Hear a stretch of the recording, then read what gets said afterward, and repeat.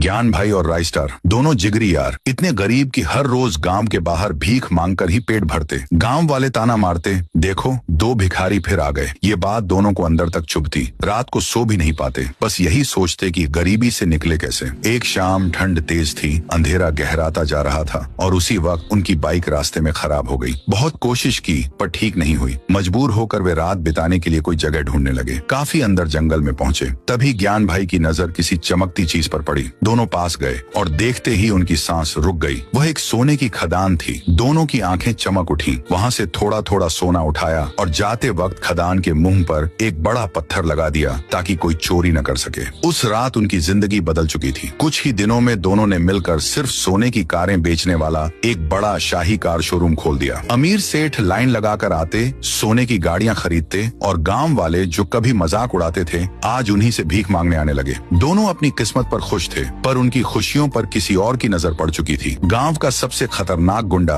बबलू सेठ, जिसका शौक था बेवजह लोगों को मारना, डराना। एक दिन बबलू ने संयोग से ज्ञान भाई और राय स्टार को खदान से सोना ले जाते देख लिया। उस दिन से वह रोज उस जगह पहुंचता, लेकिन खदान का मुंह नहीं ढूंढ पाता था। आखिर उसने एक चाल चली। एक दिन राय स्टार सोने की कार तैयार कर रहा था कि अचानक सोना खत्म हो गया। वह जल्दी से ज्ञान भाई के पास गया। ज्ञान, सोना खत्म हो गया, तू खदान से ले आ जल्दी। ज्ञान भाई गाड़ी लेकर निकल पड़ा। उसे नहीं पता था कि बबलू सेठ उसके पीछे पीछे आ रहा है। खदान के पास पहुंचकर ज्ञान भाई पत्थर के सामने खड़ा हुआ और बोला, खुल जा वरना राय स्टार आ जाएगा। और जैसे जादू से पत्थर हट गया। बबलू सेठ ने सब देख लिया। उसकी आंखों में लालच भर गया। इधर राय स्टार बड़ा परेशान, ये ज्ञान इतना लेट क्यों हो रहा है। आखिर वह खुद खदान पहुंचा। अंदर जाकर राय स्टार का दिल बैठ गया। ज्ञान भाई बेहोश पड़ा था। राय स्टार उसे गोद में उठाकर बोला, ज्ञान किसने किया ये। ज्ञान भाई ने टूटे शब्दों में कहा, मैं सोना बाहर गाड़ी में रख रहा था, अचानक बबलू पीछे से आया, मुझे मारकर बेहोश कर दिया और सारा खजाना लूट कर ले गया। राय स्टार की आंखों में आग जल उठी। उसने ज्ञान भाई को गले लगाकर कहा, तू हॉस्पिटल जा